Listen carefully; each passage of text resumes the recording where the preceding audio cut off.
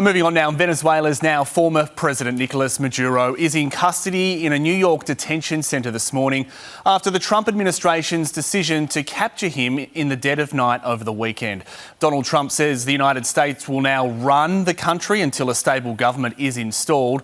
And this comes as China and Russia denounce the US intervention, demanding Maduro's immediate release. Well, for more, we are joined now by Mike Sorelli, former Marine Recon and US Navy SEAL, and Michael Shoebridge, Founding Director of Strategic Analysis Australia. Good morning to you both, gentlemen. Mike, I want to start with you. Capturing a world leader in the dead of night, bringing him to US soil. We are starting to learn more about this military operation here. We have learned that the CIA, they had installed a double agent within Maduro's inner circle, that there was an established pattern of life here from those intelligence agencies. There is an incredible level of precision that has gone into this mission. Yes, this is one of the most historic high-risk capture extraction raids that will be memorialized in military history. I mean, the raid combined air dominance, intelligence mastery, and special operations precision to seize Maduro as he slept. And I think the real story and what you're alluding to is the preparation and intelligence won this mission before it even launched. I mean, you're talking about a months-long intelligence campaign, interagency, U.S. interagency cooperation, intelligence, surveillance, and reconnaissance assets, which built that pattern of life to the point that special operations forces were comfortable to conduct this raid. Now, these operations include months of rehearsals and then revisions to the plan, which lead to more rehearsals and ultimately contingency planning. But this was pure, just elite military planning and disciplined execution. Very few militaries in the world could have pulled this off. Yeah, absolutely no doubting the military expertise on display here. But Michael, I want to bring you in now because we know that forced regime change, history tells us this, has rarely gone to plan for the United States. Well, exactly. And Latin America is a record of failure of these kind of American interventions. And of course, there's the fresher precedent of Iraq. But really, America using its military, even very skillfully, to abduct a foreign leader after bombing the capital is a very nasty precedent around the aggressive use of military power. And the message it sends to China and Russia is this is okay. Yeah, well, Mike, what are you making about that? Does this now leave the door open for other countries like China and Russia? Well, I appreciate my Australian colleague and his sort of opinion on this matter. Let me put it to you this way. You've got a rogue nation that was a doorstep, a front door to the Western Hemisphere to not only infiltrate drugs into the United States, but also mass migration of illegal gangs, Tren de Aragua, into our homeland. So this was an aggressive decision, but it was a necessary decision. And ultimately, Venezuela is BRICS' only reliable anti-U.S. energy stronghold in the Americas. So this decapitates China's Belt Road Initiative and further isolates Russia. Now, to his point, yes, we have a mixed history of replacing despotic leaders, especially in Latin America. We've also had huge successes in rebuilding Germany and Japan.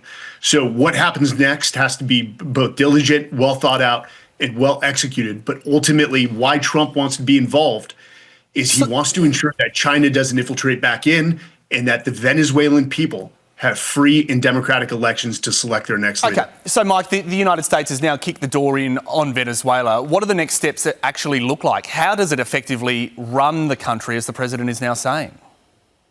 And that is the question. So, one, we don't want to see a large scale of troops inserted into Venezuela like we did in Iraq. So I believe the US president hasn't ruled that out, though, has he? He has said that he is happy to see boots on the ground if necessary. Well, the president doesn't want to limit himself in options. He wants to keep every option available. Ultimately, State Department will have the lead to see how they can influence this without putting mass troops on the ground. But if troops are necessary to maintain peace, law, and order to facilitate those free and democratic elections, that may be the decision or the course of action he goes with. Well, Michael, we know that the deputy president the vice president has now been installed in that position now, but she's made very clear she will not be doing Donald Trump's bidding. Well, yes. So this is an abduction that's left the rest of the Maduro regime in place. And in fact, President Trump seems to have ruled out Nobel Prize winner opposition leader Machado because apparently, in his view, she has no respect. So we're left with the same regime in place, but Maduro gone. And on this point about the grand plan about Russia and China, can we think for a moment if this was China having just done this to Taiwan? We know they've practiced this kind of raid against mock-ups of the Taiwanese presidential buildings.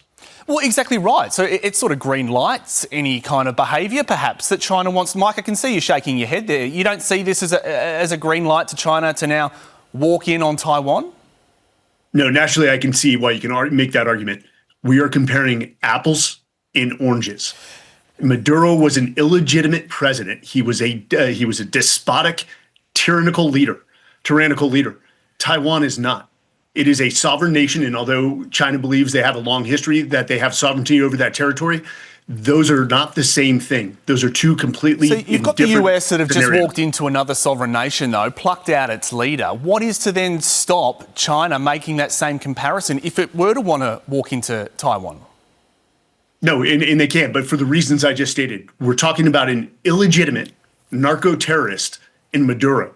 We're talking about Taiwan, which is a world power sovereignty that has attacked no one, nor is facilitating illicit drugs and mass migration into China, criminal mass migration. So there are two completely different scenarios, and we can't say this for that. Michael, your take on this? I mean, it has been celebrated in some circles, especially by many people on the ground within Venezuela. Is this more about democracy and drugs, narco-terrorism, as it is about resources, oil, rare earth minerals?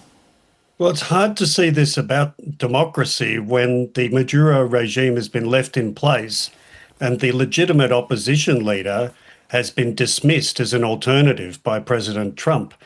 President Trump's already threatening other Latin American leaders like Colombia. Yep. So this is an aggressive move. And I appreciate our American guest saying that in America's view, this is all legitimate. I'm just saying China would say exactly the same thing if it used such aggression. Well, Mike and Michael, we appreciate you both for your insights this morning. Plenty more to still play out in this, and we'll talk to you soon. Thank you. Thanks, guys. Thank you. Here's Eddie.